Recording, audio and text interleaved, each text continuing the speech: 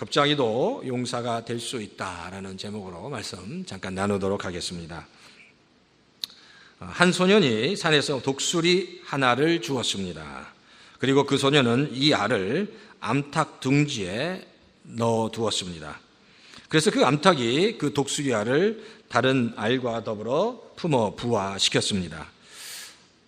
그 부화를 해서 그 알에서 새끼 독수리가 병아리들과 함께 태어났고 어울리기 시작했습니다.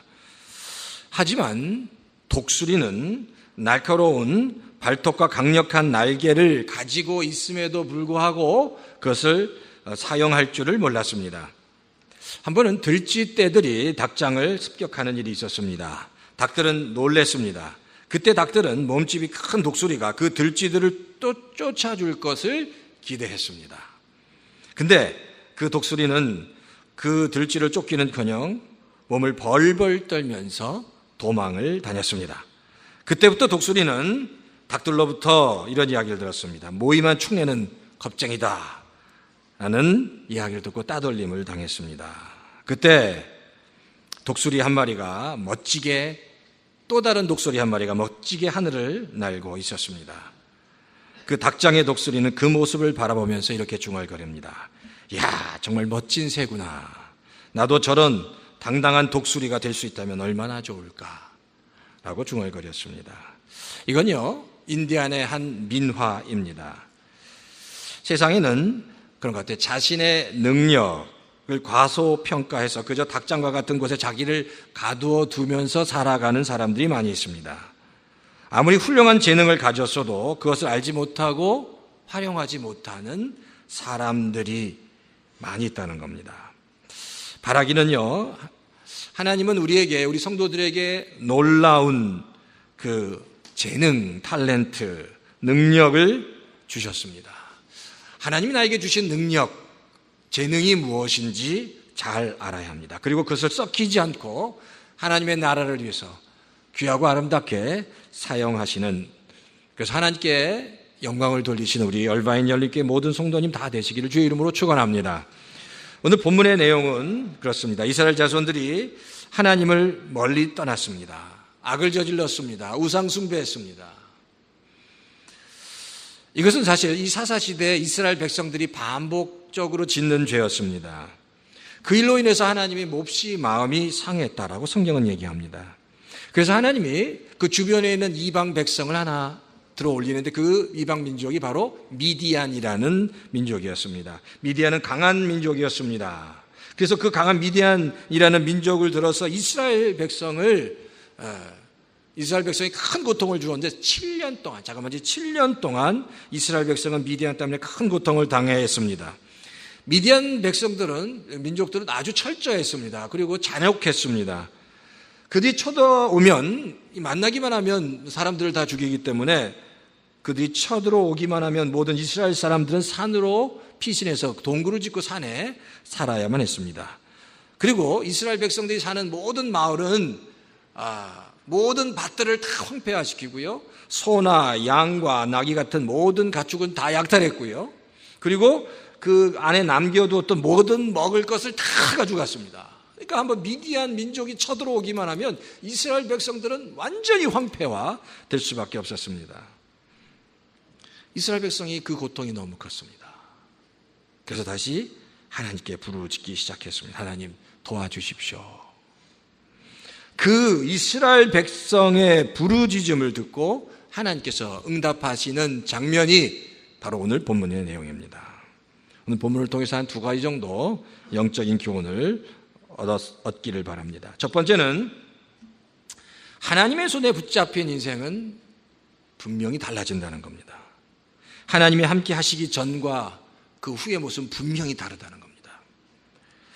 사실 하나님께서 이스라엘 백성에게 이런 고난을 주시는 이유, 미디안을 들어서 이스라엘에게 큰 고통을 주시는 이유가 뭘까요? 성경은 말씀하고 있어요. 이스라엘 백성이 뭐라고요? 하나님을 멀리 떠났다는 겁니다.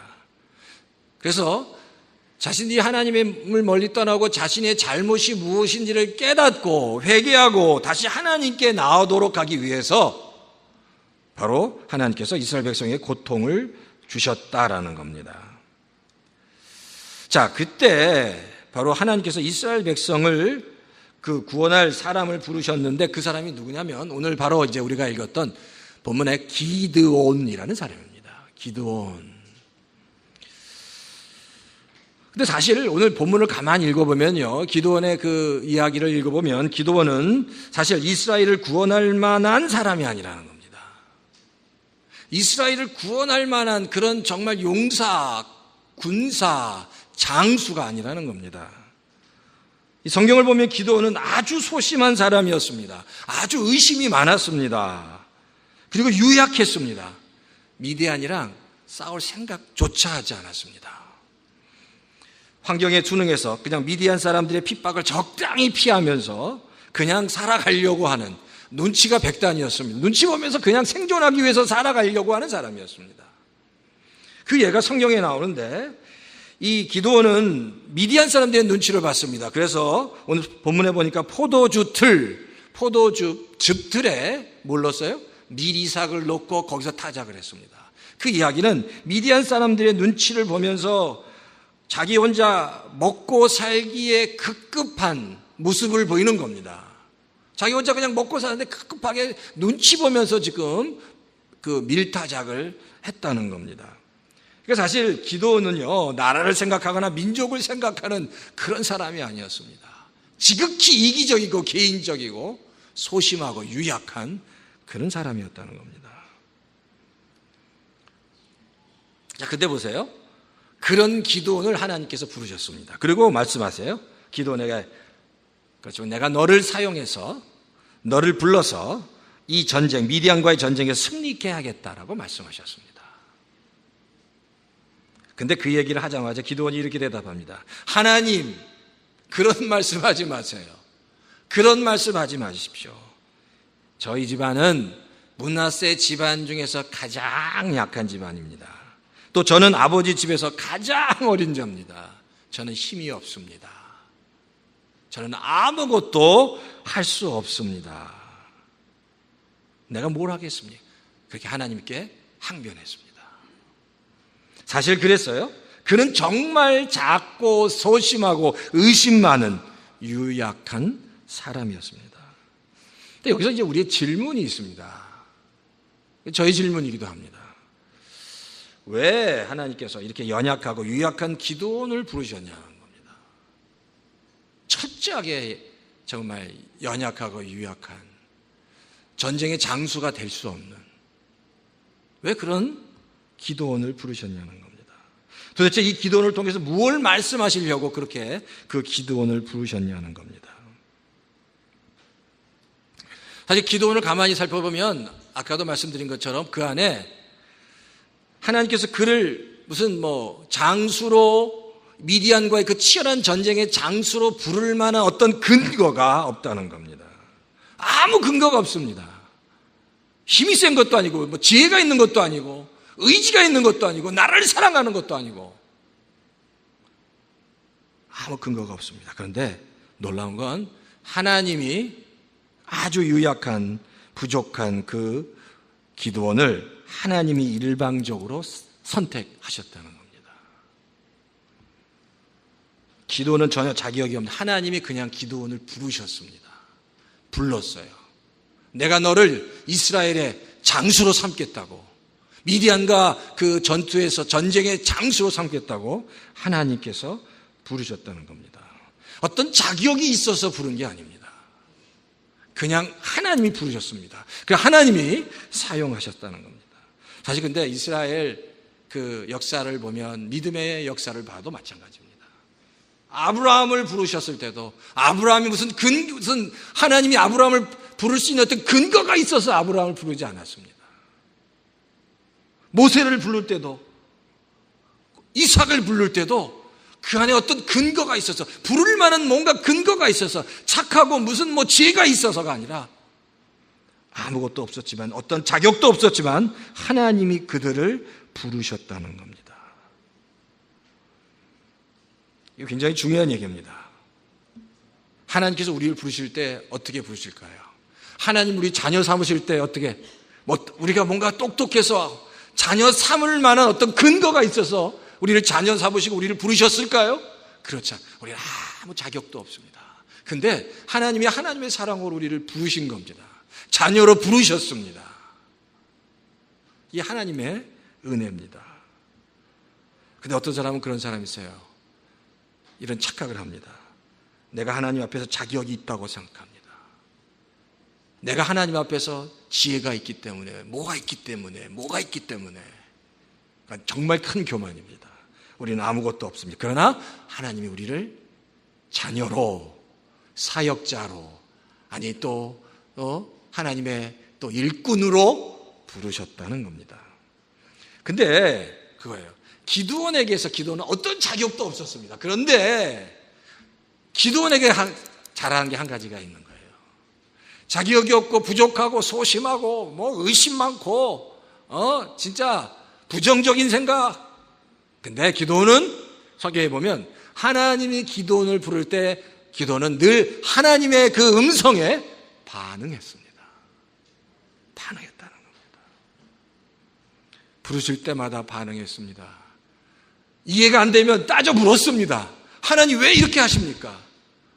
성경에 보면 그래요. 하나님 도대체 왜 이렇게 우리를 힘들게 합니까? 7년 동안 왜 우리를 힘들게 합니까? 우리 조상들이 이집트에 있을 때 그들을 구원하시고 그들에게 놀라운 기적을 베풀어 주셨다고 하는데 왜 우리는 그런 게 계속 반응합니다. 계속 하나님과 반응하고 대화하고. 그러니까 기도원에게 있어서 가장 잘하는 반응해. 하나님이 말씀하실 때마다 반응했다는 겁니다. 그게 기도원이 나중에 기도원답게 기도원이 되게 한 겁니다. 하나님 말씀하실 때 반응하고 응답하고 또 질문 있으면 또 질문하고 그랬다는 겁니다. 그런데 어떤 성도는 하나님이 불러도 반응이 없는 사람이 있습니다. 이게 참 하나님이 부르실 때 반응하지 않는다는 것. 불러도 반응하지 않고 여전히 마음의 문을 닫고 고집대로 내 방법대로 방식대로 가는 것. 그렇게 되면 절대 하나님을 경험할 수 없습니다. 하나님이 부르실 때 반응해야 됩니다. 때때로 그 상황과 환경이 나에게 너무 힘들고 어려워도 가장 선하시고 가장 좋으신 하나님이 나를 부르실 때, 나에게 손 내미실 때 그 손을 잡아야 되고 그 음성에 반응해야 됩니다. 반응할 때부터 역사가 일어나기 시작합니다. 나보다 나를 더 잘하시는 그 하나님의 음성에 반응할 때, 그리고 마음의 문을 열고 그 하나님의 손을 붙잡고 마음의 문을 열고 하나님 옆에 반응할 때 그때부터 역사가 일어나기 시작한다는 겁니다. 그러니까 반응하기 시작하니까 그 유약했던 그 소심했던 기도원이 성경대로 큰 용사가 된 거예요. 힘센 용사가 됩니다. 상상할 수 없는 전쟁에서 승리하게 되는 겁니다. 단 300명의 군사를 가지고 13만 5천 명이나 되는 미단 군사와 싸워 승리하게 되는 거예요. 그가 하나님의 말씀에 반응하기 시작하면서 그의 인생이 정리되기 시작했다는 겁니다. 하나님은 끊임없이 우리에게 말씀하십니다. 그 말씀에 반응해야 합니다. 싫으면 싫다고 얘기하십시오. 반응해야 됩니다. 그러나 그 내가 한 모든 선택은 내가 책임져야 되는 겁니다. 반응할 때, 그리고 하나님 말씀하실 때 그렇습니다, 맞습니다 라고 반응하고 감사합니다. 마음의 문을 열 때 그때부터 하나님의 역사가 일어나는 겁니다. 바로 그 반응이 기드온을 그 소심한 연약한 그 기드온을 강한 용사로 만들었다는 겁니다. 이런 정말 하나님 말씀하실 때 반응하시는 우리 얼바인 연립교회 모든 성도님 다 되시기를 주의 이름으로 축원합니다. 사실 지난 주간에 김양 성도님 장례를 지냈습니다. 목요일날 저녁, 금요일날. 근데 김양 성도님을 제가 가만히 보면 김양 성도님 마음 안에는 믿음의 씨앗이 있었습니다. 그리고 어쨌든 그 씨앗이 있었는데 제가 뭐 다 말씀을 드리지 못하지만 김양 성도님이 처녀 때는 열심히 신앙생활을 하시다가 이제 시집 가면서 이제 다른 타 종교, 원불교를 믿기 시작한 거예요. 그러면서 여러 가지 많은 어려움들이 그 원불교도 열심히 믿으셨어요. 그런데 그 과정 가운데 여러 가지 일이 있었지만 제가 드리고 싶은 말, 그 모든 과정 가운데 계속 원불교를 믿으시고 또 다시 그러나 그 마음의 믿음의 씨앗대로 주님을 믿고 이렇게 막 어떨 때 영적인 혼란기가 있었지만 놀라운 건 그 마지막에, 그 인생의 마지막에 하나님께 확실하게 반응했다는 것. 하나님의 부르심에, 주님의 부르심에 반응했다는 겁니다.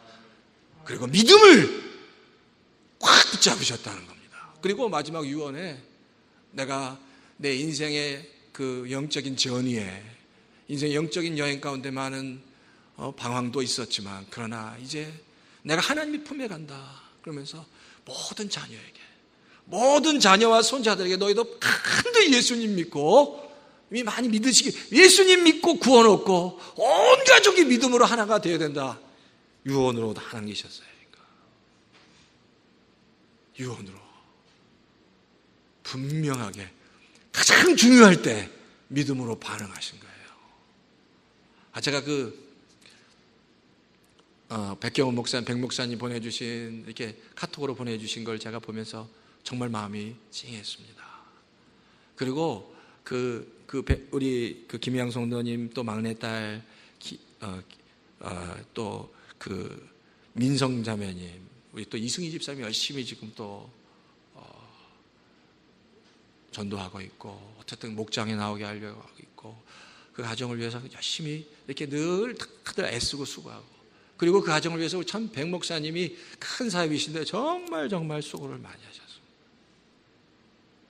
근데 그게 지금 다 열매로 맺어가는 겁니다. 그 김영 선생님이 돌아가시면서 온 가족에게 그 이야기를 하는 거예요. 왜?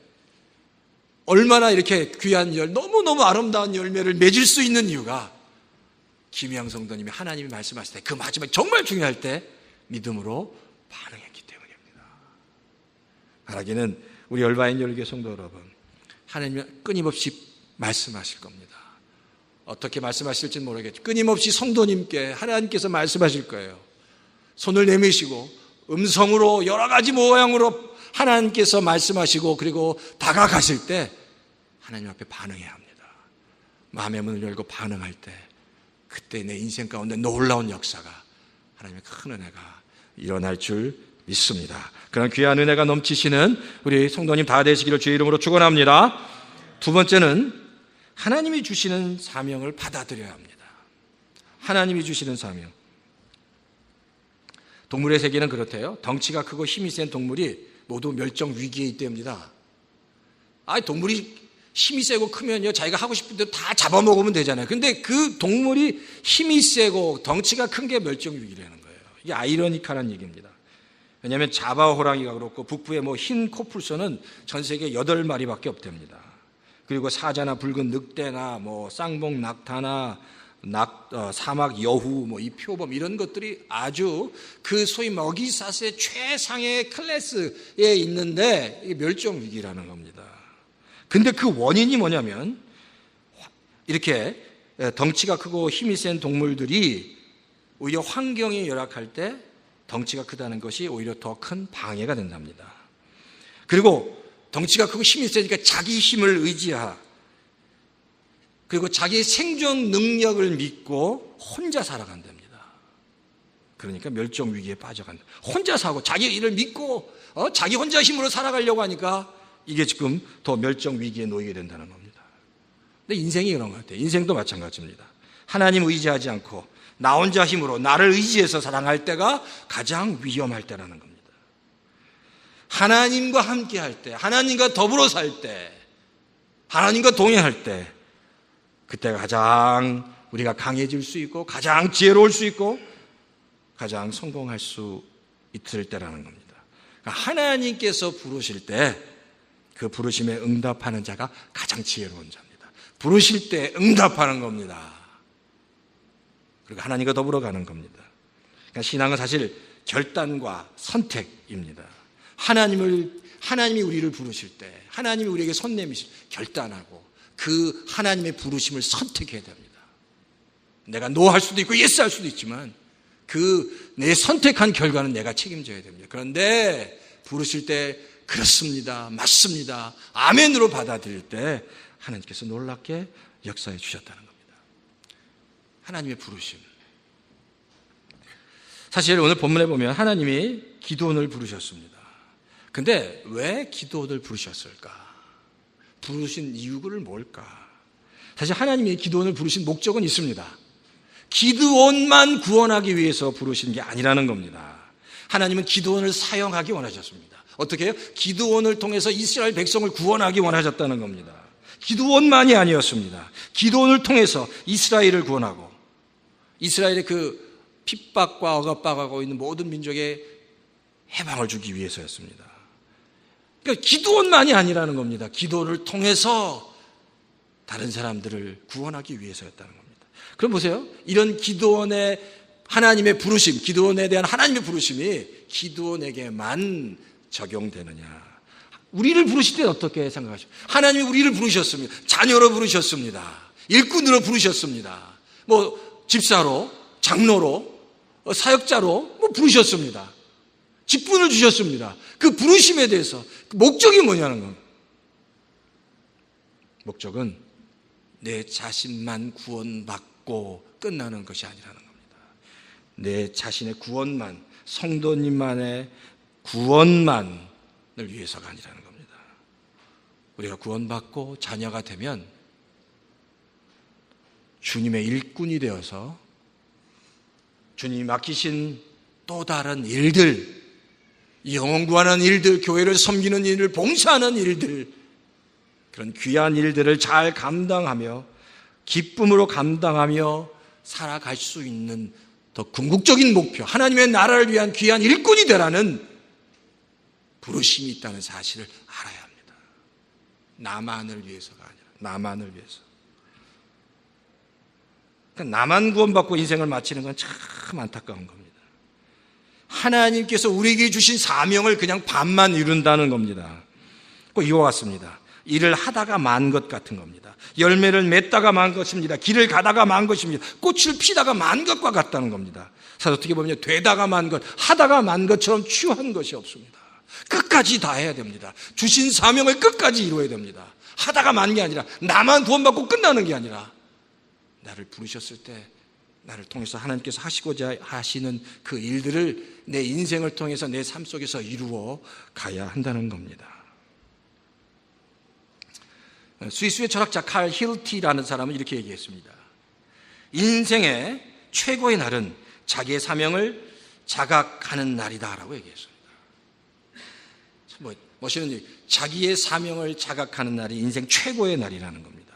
내 사명을 깨닫는 날, 그날이 바로 내가 새 사람이 되는 날이고 내가 완전히 변화되는 날, 깨닫고 그 사명을 따라 살아가는 삶이 가장 축복된 삶이다라는 겁니다. 근데 사실 그래요. 연약하고 유약하고 의심 많고 부정적인 그 기드온이 사명을 깨닫고 변화됐습니다. 사명을 깨달으니까 변화가 된 겁니다. 하나님께 반응하면서 사명을 깨닫고 변화됐더니 이루 말로 다 할 수 없는 변화가 일어나는 거예요. 뭐라고요? 그냥 300명 되는 군사들 됐고 13만 5천, 이거를 따지면 450대 1입니다. 한 명이랑 450명이 싸웠는데 이긴 겁니다. 300명 군사를 가지고 13만 5천과 싸워 승리케 되는 놀라운 역사가 있다는 겁니다. 왜? 그의 인생에 그 사명을 깨달으니까 그런 일들이 일어나는 거예요. 한번 생각해. 하나님께서 나에게 주신 사명이 뭔가, 내가 나에게 주신 사명이 뭔지를 생각해 봐야 됩니다. 그리고 그 주신 사명을 내 삶 속에서 이루어가야 합니다. 나만 구원받고 나만 이 땅에서 그냥 잘 먹고 잘 살고 끝나는 게 아니라 나에게 주신 사명을 풀어가야 합니다. 이루어가야 합니다. 그리고 그걸 통해서 하나님께 영광을 돌릴 수 있어야 됩니다. 그래서 나중에 하나님 앞에 섰을 때 하나님, 내가 다 감당하진 못했지만 최선을 다했습니다 라고 하나님 앞에 말씀드릴 수 있어야 합니다.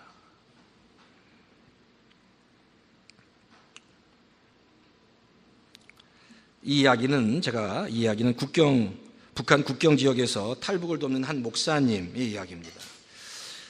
북한 국경 지역에서 탈북을 돕는 한 목사님이 만난 한 탈북자 할아버지가 있었는데 그 탈북자 할아버지는 몹시 줄이고 병들어 지쳐 있었습니다. 그래서 밥을 준다고 하니까 쫓아오셨다고 합니다. 아주 남루한 옷차림이었습니다. 몹시 추위에 떨고 있었고 신발은 다 헤어져 있었습니다. 근데 이 할아버지가 나이가 79세였는데 이 할아버지에게 먼저 이제 목사님이 한마디를 던졌습니다. 할아버지, 왜 탈북하려고 하세요? 할아버지, 왜 이 나이에 탈북하려고 하세요? 그러자 그 할아버지가 이렇게 대답합니다. 내가 찬송이나 한번 마음 놓고 실컷 부르고 싶어서 탈북하겠다는 거였습니다. 찬송 한번 마음 놓고 실컷 부르고 싶다는 겁니다. 그래서 이 목사님이 할아버지, 그럼 제가 도와드리겠습니다. 그리고 함께 가시죠 라고 말을 건넸는데 그 말을 듣고 그 할아버지가 혼잣말로 이렇게 중얼거렸습니다. 그래도 탈북하기 전에 내가 하나님께 물어봐야지.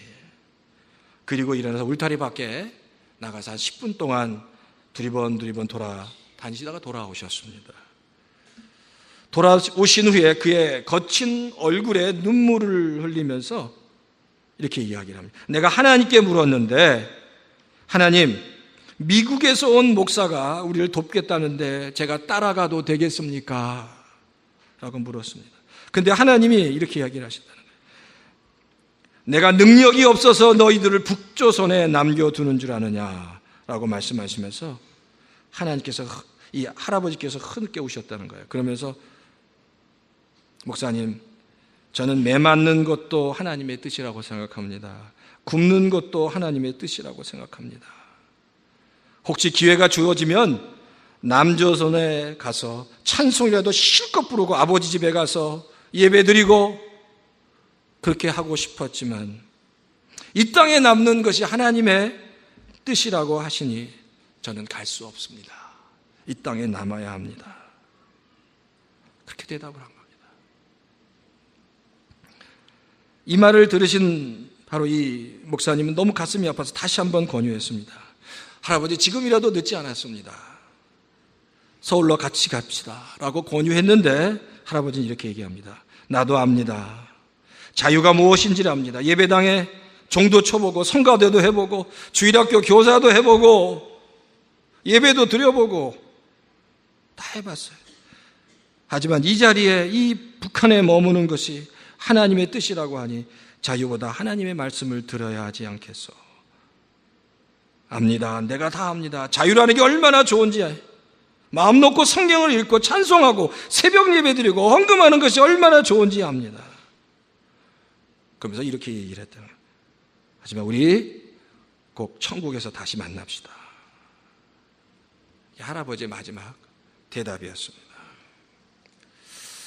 그렇습니다. 하나님이 그 할아버지에게 맡긴 사명은 바로 이겁니다.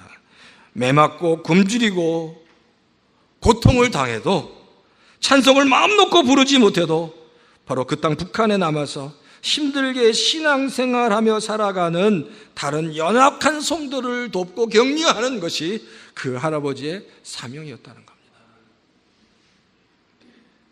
그렇습니다. 사명을 알고 사명을 따라 사는 인생이 아름다운 행복, 아름다운 그리고 행복한 인생이라는 겁니다. 사명을 아는 것, 그리고 사명을 따라 사는 것, 하나님의 주신 사명을 따라 그 사명 따라 사는 인생이 행복한 인생입니다. 우리에게 많은 사명을 주셨습니다. 어떤 이들에게는 교회를 섬기고 그리고 그것을 내 몸처럼 섬기고 봉사하고 또 성도를 섬기는 사명을 받았습니다. 그러면 그 사명대로 살아야 합니다. 어떤 이에게는 선교를 위한 사명을 받았습니다. 그러면 그 사명대로 살아야 합니다. 어떤 이에게는 전도의 사명을 받았습니다. 전도하라고 하나님께서 사명을 주셨습니다. 분명히 그 사명대로 그것을 감당하며 살아야 합니다. 교회를 위해서 기도하라고 사명을 주셨으면 그 사명 감당하며 살아야 합니다. 그리고 우리 모두는 영혼을 구원하기 위한 사명을 받았습니다. 그 사명 감당하며 살아야 합니다. 하나님이 주신 사명 잊지 말아야 합니다. 내가 어떤 사명을 받았는지, 하나님이 나에게 어떤 사명을 주셨는지 확인해야 합니다. 그리고 평생 그 사명을 하나씩 하루하루 날마다 그 사명을 이루어가며 살아가야 한다는 겁니다. 하나님 우리에게 원하십니다. 나만을 위해서 사는 인생이 아니라 섬기고 다른 사람을 도우며 함께 섬기며 나누며 사명 따라 가는 인생, 그 가운데 기쁨과 행복을 누리며 살아가는 정말 사명자의 인생을 우리가 살기를 원하십니다. 열바인 열교회 성도 여러분, 나에게 뭘 원하시는지, 지금 하나님 나에게 주신 사명은 뭔지 확인해야 합니다. 그리고 늦기 전에 그 하나님의 부르심에 반응해야 합니다. 마음을 열어야 합니다. 하나님 앞에 나가야 됩니다. 그 놀라운 하나님의 은혜가 우리 열바인 열교회 모든 성도들 가운데 있기를 주의 이름으로 축원합니다.